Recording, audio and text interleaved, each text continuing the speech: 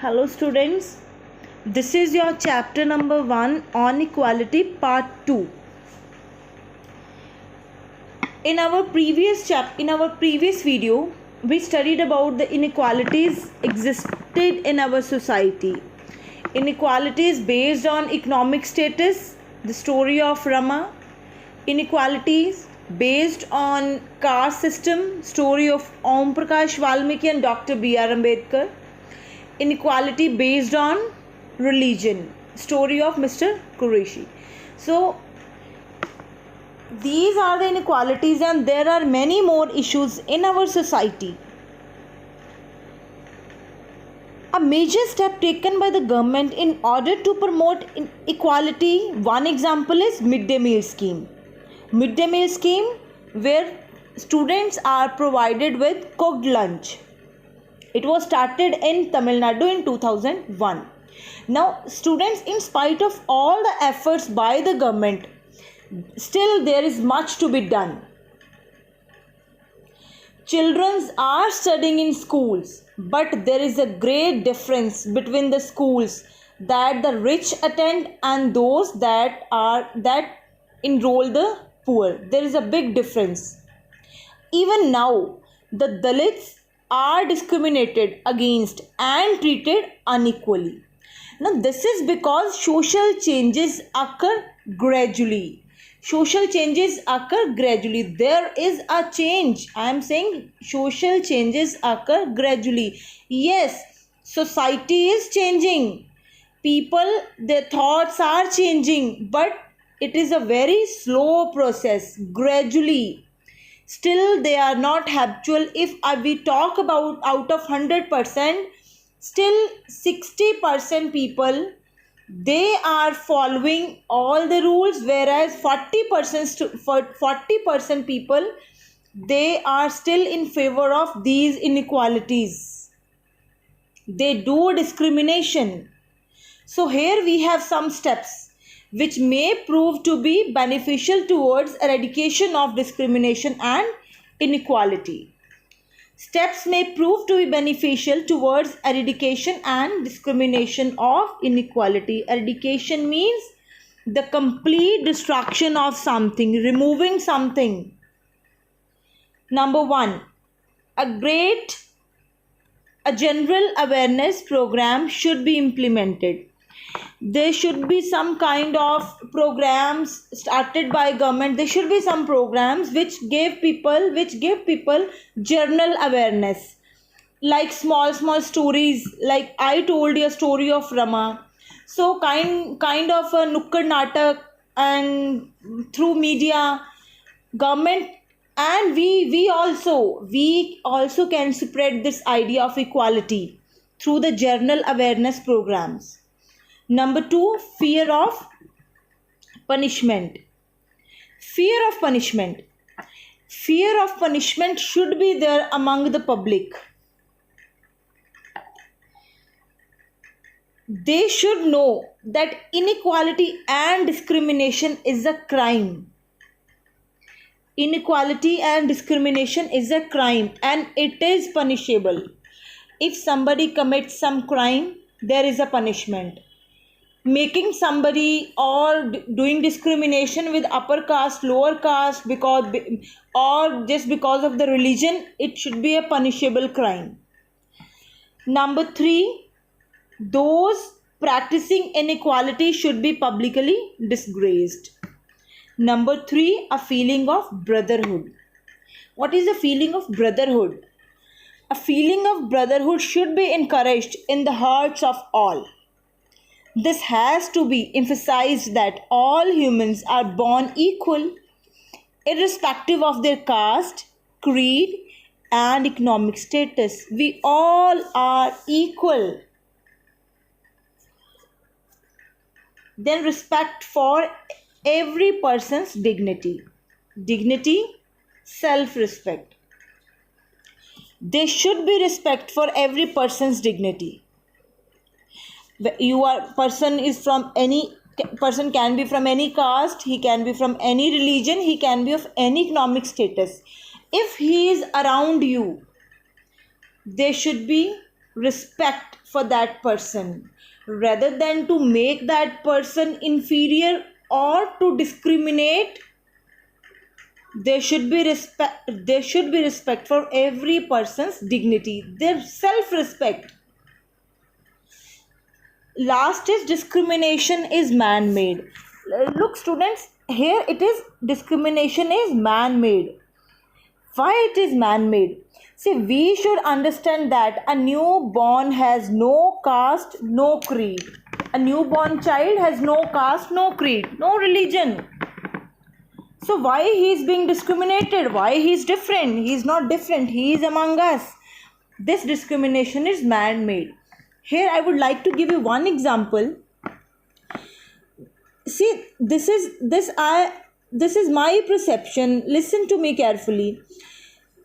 If I say you that the people, those who are with blue or brown eyes, they are very mean, they are very cheap, they cannot be trusted.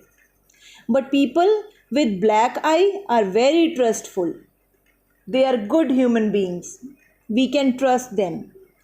So once I will give you this idea, all of you must be listening. Those who are listening my video, they will notify this, yes, is it true? And then the same idea they will start spreading in the society. This is my idea, this is my thinking. I told to you and you are spreading it in the society. And what will be the result of this?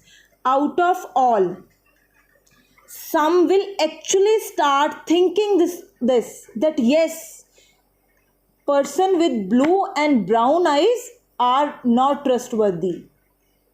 So what will be the result? What will be the consequences? Consequences will be, whenever they will make any relation, they are making some friends, first of all they will notify the eyes. Oh, this person has a blue or black eye. No, blue eyes he has, brown eyes, he cannot be trustworthy, so I cannot be his friend. You will start moving away from that person.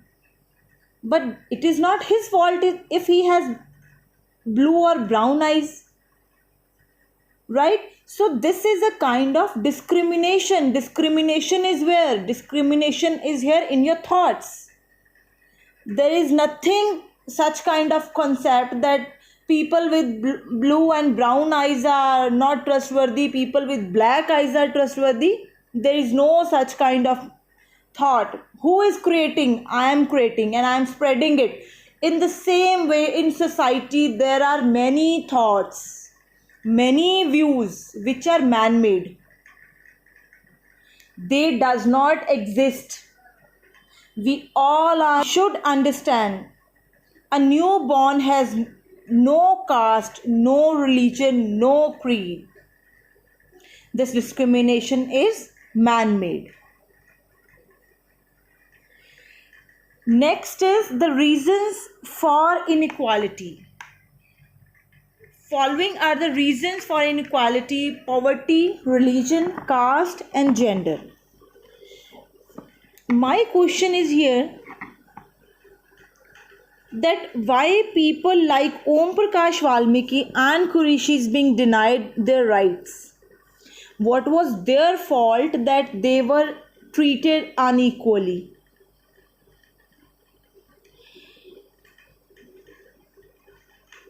The reason is nothing but again the thoughts present in the society. Like Qureshi, like Om Prakash Valmiki, like Rama, like Dr. B.R. Ambedkar, there are many more cases.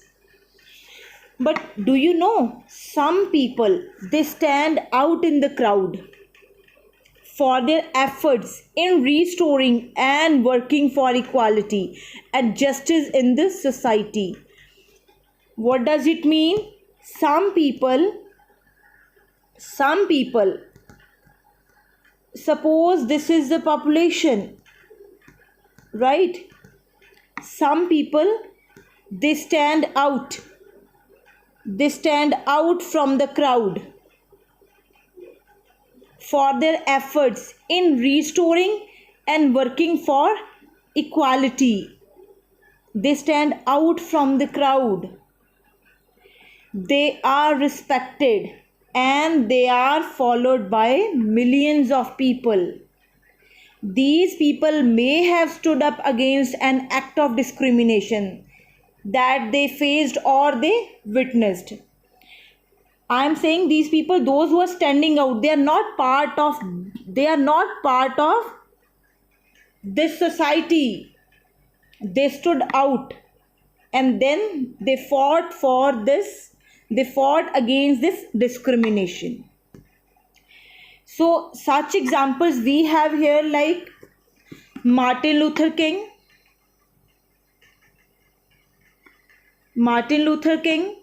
Rosa Parks. Already I shared a story of Rosa Parks. Martin Luther King and Rosa Parks both fought for the racial discrimination for civil rights movement. Same Nelson Mandela, then Dr. B.R. Ambedkar and Mahatma Gandhi ji. Mahatma Gandhi ji fought against inequality in South Africa also.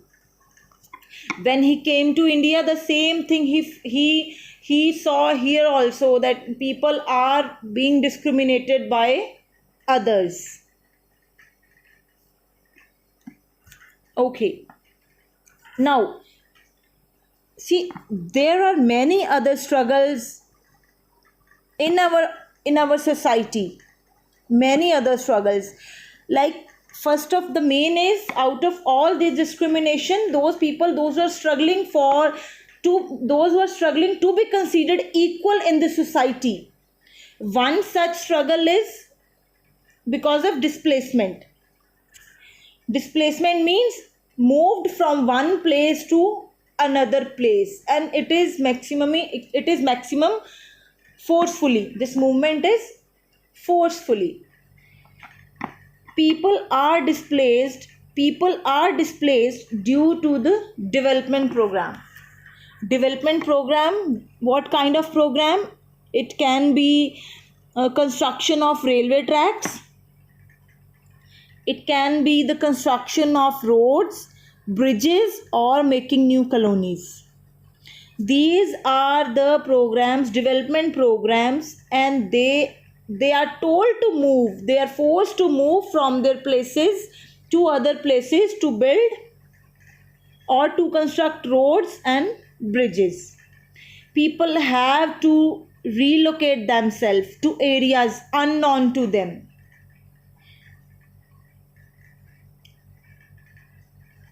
Now see, here we have, okay, once again I'll go back on the same topic, that displacement. You know, what is the what are the result, what are the consequences when they are forced to move from one place to another place? They are displaced. What happened? The poor, they have to find new schools. Means what problem they face? If they are being displaced, they are told to move from their places where they were living from many years. And people come and contractor come and say, move from here, we are going to build road or bridge or dam here, move from here. What will happen to their life? What will happen to the life of the people, those who were living there? The poor, they have to find new schools for their children. People have to look for new jobs. They have to build new houses. And they have to adapt themselves to the unfriendly environment they are forced to live into. So these are the problems faced by the poor people. Next is, we have one example in our book related to this development program, that is Tava Matsya Sangh. In order to fight the problems of displacement, people come together and form organization for their rights. Actually, this Tava Matsya Sangh, this was a kind of a organization formed by the people who were fighting for their fishing rights. So, students, to see the next video of Tava Matsya Sangh. Tawa Matsya Sangh. The Tawa Matsya Sangh, a federation of fisher workers cooperatives, an organization fighting for the rights of the displaced forest dwellers of the Satpura forest in Madhya Pradesh. The Tawa Dam was constructed on the Tawa River, a tributary of the Narmada, in 1978. The Tawa Dam is the third largest in the Narmada Valley project, which caused the submergence of 44 villages. In 1994, the government gave the rights for fishing in the Tawa reservoir to private contractors. These contractors drove the local people away and got cheap labor from outside. Tawa Matsya Sangh TMS organized rallies and a Chakka Jam road blockade demanding their right to continue fishing for their livelihood. In 1996, the Madhya Pradesh government decided to give to the people displaced by the Tawa Dam the fishing rights for the reservoir. No more. According to the 2001 census data, women form 48% of the population, Muslims form 13% of the population, Dalits form 16% and Adivasis 8%.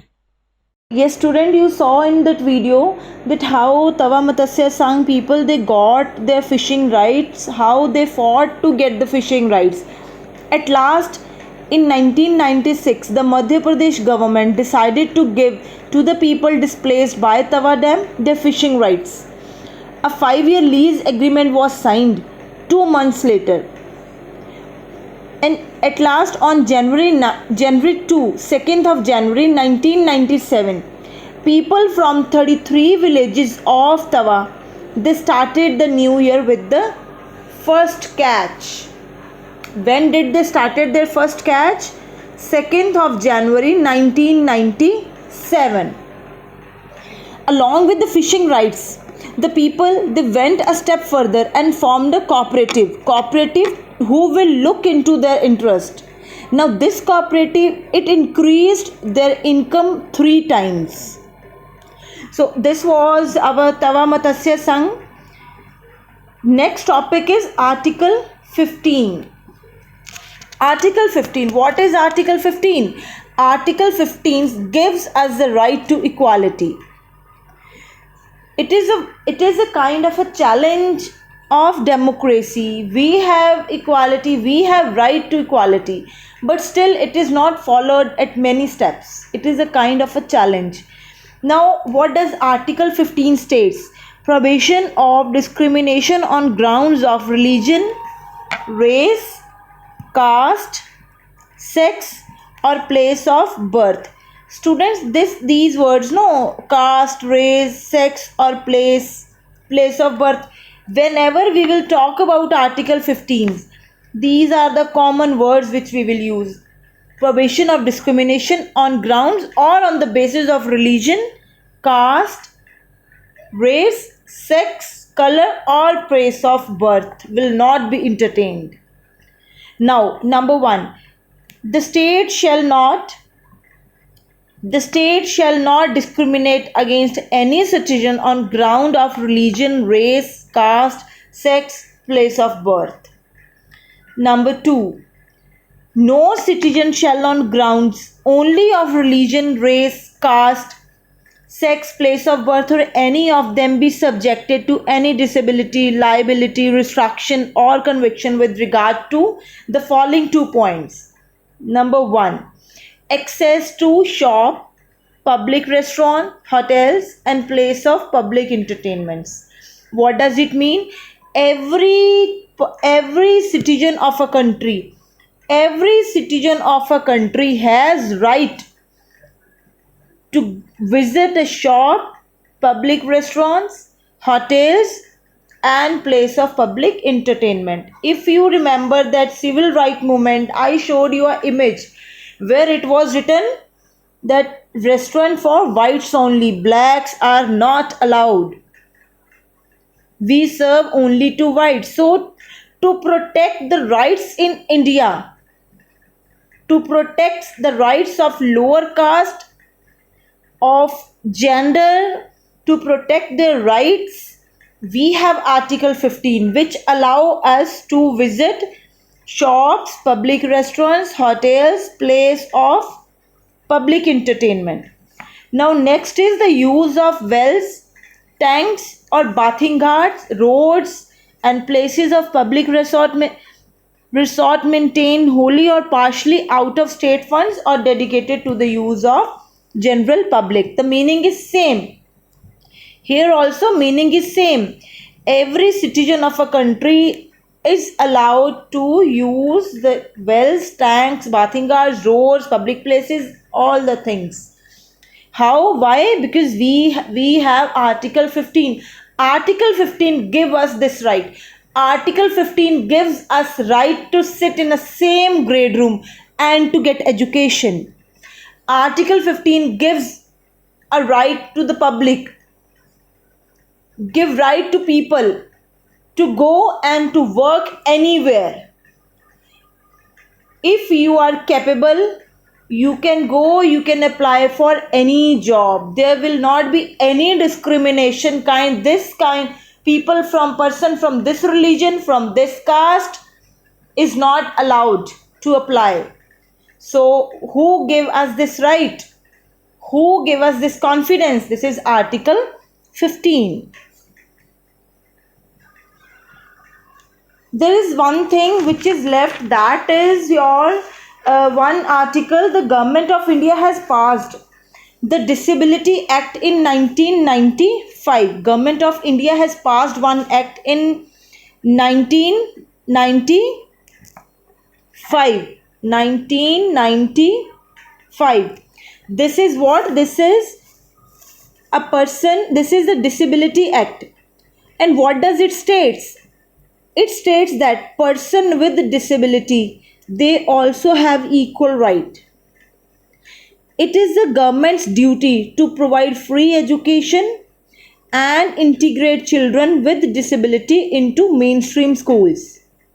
Now, for example, you see there are some exceptional children.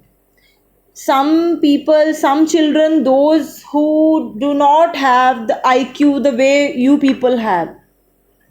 So people, student, children with disability, they also have right to get education. But when look, they cannot sit in the same grade room where you are sitting. The reason being is their IQ level, or it can be any other disability. But government has started many more programs. They have started different schools which provide education to those children. Basic education. It is not to get 100 out of 100, but basic education. How to talk, how to speak, how to behave, drinking, eating habits, such kind of education is provided to them. So not only this, there are schools for deaf and blind people also, those who cannot see, those who cannot hear, for them also there are schools. So special teachers are appointed for them. They are not ignored in our country, they are not ignored in our society. Government has made a act. Which act? Disability Act in 1995, which it states that person with disability have equal rights. Now it is government's duty to provide free education and integrate children with disability into mainstream schools. The law also states that all public places like schools, parks, everything should be provided with ramps. Now sometime you see in our school also we have ramps. See, what was the need of ramp? Ramp provide a kind of facility. Suppose somebody has a knee problem, they cannot, or some other kind of disability, physically somebody is not fit. So for those students, ramps can be used. See, because of the ramp, the child can sit even in the grade which is on third floor, which is on second floor. Because of ramp, he can sit in the same classroom without any kind of discrimination. He will feel himself as he is complete.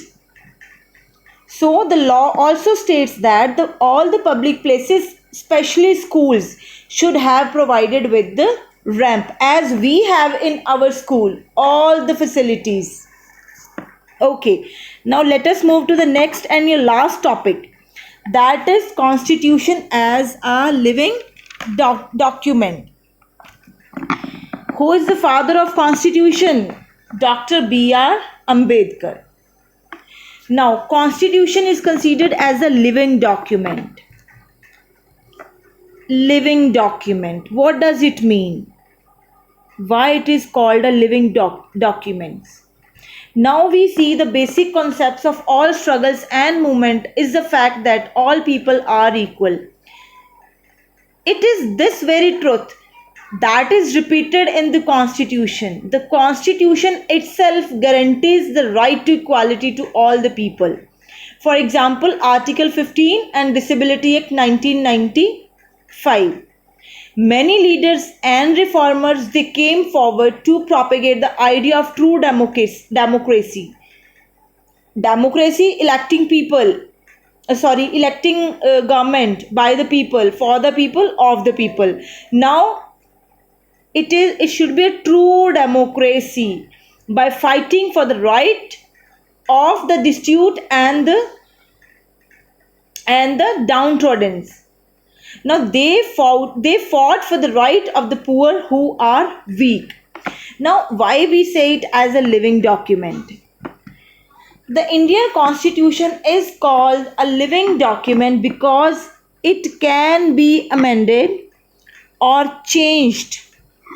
It can be amended or changed. The meaning of amend is change, amendment. Living constitution can be changed. Our constitution accepts the necessity of modifications according to the changing needs of the society. See, it can be amended, it can be changed. Our constitution accepts the necessity of modification according to the changing needs. The Indian Constitution can be amended according to the need of the time. Though many such amendments have already taken place, the Constitution has remained intact and its basic premises have not changed. Such example I would like to give you here of Amendment 124. You must be knowing 124th Amendment. It was in our previous GK worksheet also. Amendment 124.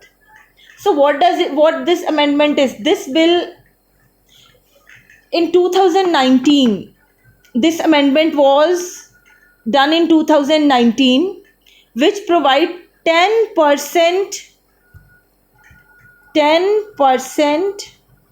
it provides 10% reservation in jobs and educational institutions to economically backward section in general category. So basically the reservation was for scheduled caste, scheduled tribe, and for women, for ex-servicemen, right, or for a lower caste. So, but with the amendment of 124th amendment in 2019, our constitution provide 10% reservation, 10% reservation to in the jobs and educational institution to economically backward section in the general category. So this was one example that why our constitution is known as living document. Even the judiciary had played an important role in protecting the constitution, also in interpreting the constitution, and thus the constitution is a document that keeps evolving and responding to the changing situation. This is the reason why we call Indian Constitution as a living constitution, because it can be amended, it can be changed according to the need of the time.